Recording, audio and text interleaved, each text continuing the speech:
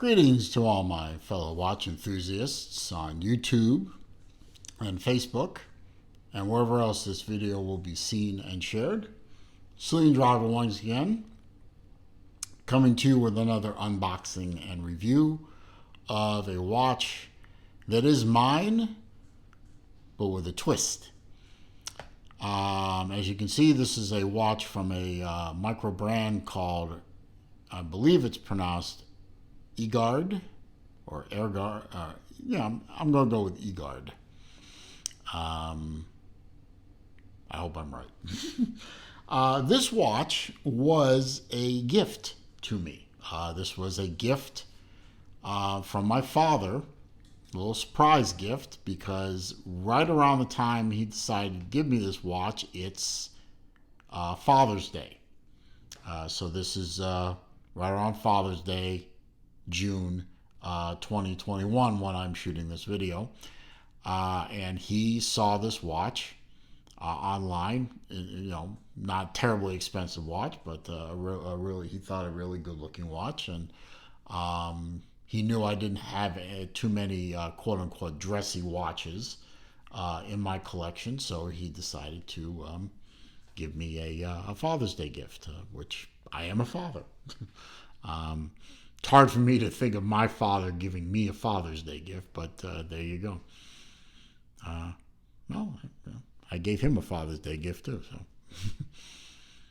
and that was a Zelos actually. Anyway, I digress.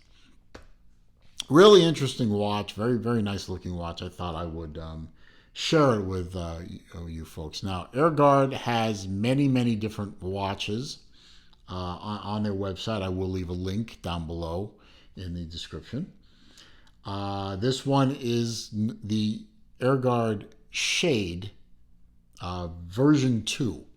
I couldn't find a picture of the version 1, but this is version 2. And when you open the box up, you of course have a little bit of marketing fluff, which is, nice, using your watch, water resistance, nice little bit of paperwork there, nothing terribly exciting or shocking. And then you have the watch itself. Very nice looking watch. I'm going to get it off its pillow here.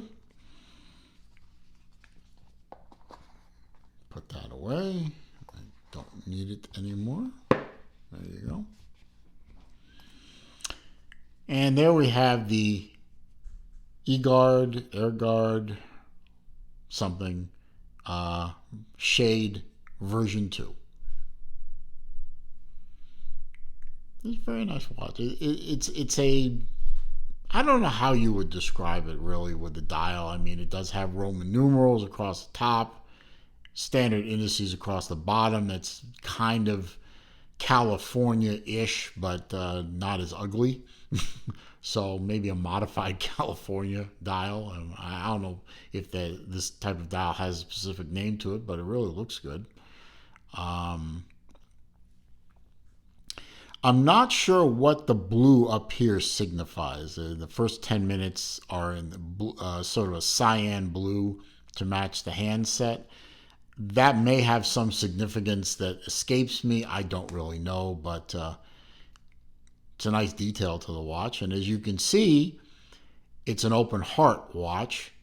You can see the balance banging away, and you can see part of the drivetrain turning away there. Really nice looking dial. A lot going on for such a nice simple three-hander. In the back, you have a full exhibition case back, screw down exhibition case back, with a hollowed out rotor so it doesn't block the view of the movement itself, which is a Miyota movement. And you see we have a leather. It's made to look like alligator, but it's a leather strap. But it's supposed to mimic wide block alligator. Signed crown with the logo, as you can see, the cross swords logo. I think they're swords. So you have the cross swords logo on the crown. Non-screw down crown. This is a watch that wants to be a dress or dressy style watch, and you generally don't do screw down crowns on that. And you have a clasp that I've mentioned in the past that I'm not a great fan of, and that's the butterfly clasp. But it's, it's a butterfly clasp on a leather strap, which means that there is obviously adjustability in the strap. I mean, I am definitely not a fan of butterfly clasps on metal bracelets. They generally have no adjustability except for removing links, and you can never get them right. So I'm not so angry with the butterfly clasp on a leather strap. And it's a dual push button deployment. So it's fairly secure. And I'll just put it on so we can get you a wrist shot. Get that in the keeper. Lock it down. Other keeper kind of gets away from me, but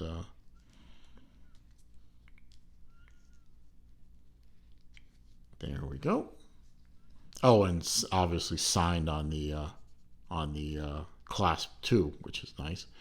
And there it is on my 7¼ inch wrist.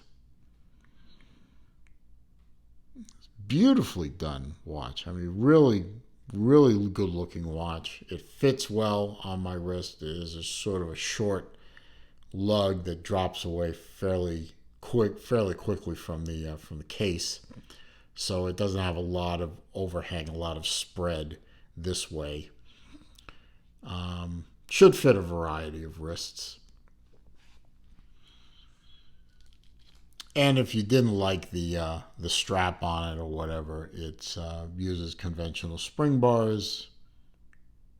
It's easy enough to get those things off. I've gotten pretty good at it myself. And you just lock it down. There we go. Pardon me. Just good, good, clean, simple details. I like the handset looks very nice. They're very, very thin, yet they are still easy to read because they do contrast nicely against the darker background of the dial.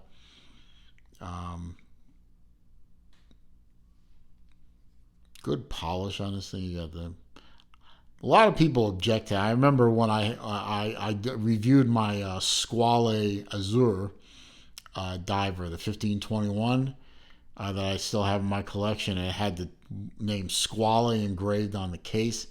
Man, people hated that. They loved it or they hated it, but it was really polarizing. I don't understand why engraving the name into the case polarizes people that much. It really triggers some people. I just don't get it, but you guys do you. I think this is a really nice looking case. It's well polished. Not a bad price either. I believe the price of this thing was $285 on the website, and the first thing the website does when you first sign on to it is pop up an offer for a 15% discount on the site. So with all the features of this watch, I mean, for what, $250 with the discount, maybe. I don't do math. You guys do math, but well under $300. Let's just go with that. Anyway, have my sheet of facts here so I can give you the vital statistics about the watch. As I said, this is the Egard or Egard. I'm going to go with Egard. I don't know why I keep saying Egard, but there's no R there. Egard Shade version 2 dress watch. I'm going to call it a dress watch. 43 millimeter case. So right in my sweet spot. 41 to 43 millimeter, 44 millimeter seems to be where I like my watches to be. So this watch fits me very well. 22 millimeter lug width, 49.6 millimeters on the tip to tip, 12.4 millimeters thick. Now, the case size and lug width I got off their website. The other two I measured. So maybe I'm off a millimeter or two. I don't think so. You have sapphire crystals front and back. Now, $285 list, and you get a sapphire crystal. And I can name names. I'm looking at you, Seiko. For more money with a Hardlex crystal, really, you have to spend major bucks at Seiko to get a sapphire crystal. That's just wrong. At this day and age, with the production ability of sapphire crystals and the rejection rates are so low, if these guys, as micro brands, can put sapphire crystals on sub $300 watches, guys like Seiko and others should be able to do it too. I mean, they're running out of excuses, in my humble opinion. 316L stainless steel case and clasp. You can see that right there. 50-meter water resistance. So this is not a swimmable watch. You might be able to get it wet on, washing your hands or get caught in a rainstorm, but not a swimmer. So don't get this thing wet. As I said, this is a Miyota movement. This is the 8N, as in Nancy, 24. Non-screw down crown. It is not a hackable movement. I just unhacked the watch, or unlocked the watch. The watch still works. So it is not a hack movement. Most dress watches aren't. But it is a Miyota movement, which means it's going to be very tough, very serviceable, accurate. It's going to give you a lot of life out of this movement. So something to think about. Leather strap, we already went over that. The deploy clasp, we went over that as well. It's a great watch. But another thing about this company on their website that really is intriguing, and I may go pick up a whole bunch of these parts and play around with it in a video or two for you guys. They have in another section of the website where you can actually buy pieces of a watch. Now, it's not building your own watch. Don't get me wrong here. You buy a case. You buy a module, which includes the watch face, the movement, the crown, the stem, everything all built into one module. And then you buy a bezel. And then you can put whatever strap you want on. You can buy one of their straps. You can use your own straps. And you can assemble a watch from pieces. So you can buy one face and one module and two or three different cases and two or three different bezels. And what you do is you put the module in through the back of the case, and then you take the bezel and you screw the bezel down on top of it, and that locks the module into the case. So you could have like three watches, three modules, three cases, three bezels, and well, how many different combinations is that? 3 by 3, I don't know, 18? Again, not good with the math. I don't know how many combinations you can get out of three cases, three modules, and three bezels, but they have more than that. So I'm actually intrigued by that. I might actually buy a few of those down the line and, mix and match a few of them and play around with that and have a little fun with it. Maybe I'll buy one of those for a contest giveaway, have a little fun with that too. But I don't know. But it's also on their website, so definitely want to check that out because that's, something kind of fun to do with the hobby. And, we all know watch collecting is all about the fun, right? But I like this watch. I'm really grateful for my father for giving this to me. It's really a nice watch to have, to play with. It's would make a nice if I need to grab a watch for a non-sporting event, I don't want to take something that's too terribly ostentatious. this would make a great grab and go type of watch. It really would work very nicely for that. And it's great value for money. Sapphire crystals, front and back. Accurate Miyota movement. Great looking case with a good quality polish on it. Leather strap, deploy clasp. Under $300. I mean, this is great value for money. So I like the watch. I definitely recommend that you take a look at it. If you liked the video, and I hope you did, you found it useful, entertaining, informative, please click that thumbs up button for me. That does help with the search algorithms that YouTube uses. Helps draw more people to the channel. I'm all about bringing new people to the channel. Comments, questions, suggestions down below. I do read them all. I do respond to them all. However, if you're going to be a nasty little troll, no problem. Troll all you want. I'll just delete the comment and I'll block you.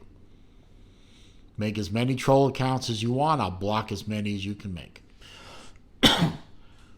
If you're new to the channel, of course, welcome. I'm definitely glad you're here and definitely glad you found the channel. I have hundreds and hundreds of videos for you to look at for, good level of entertainment. All I ask is that when you're done looking at the videos or, you take a break or whatever, before you leave the channel, please click the subscribe button. And when you do, click the bell icon next to it so that when I upload new content to the channel, you will be alerted to that. Or when I go live. I do live streams every Wednesday afternoon at 3 p.m. Eastern Time. And I try to do them at other times during the week when time and opportunity avail themselves to me. You will be alerted to those events and you can come by and join in. Meanwhile, as I always say, it's a crazy old world out there. So please stay safe, stay healthy, be well. I'll see you in my next video.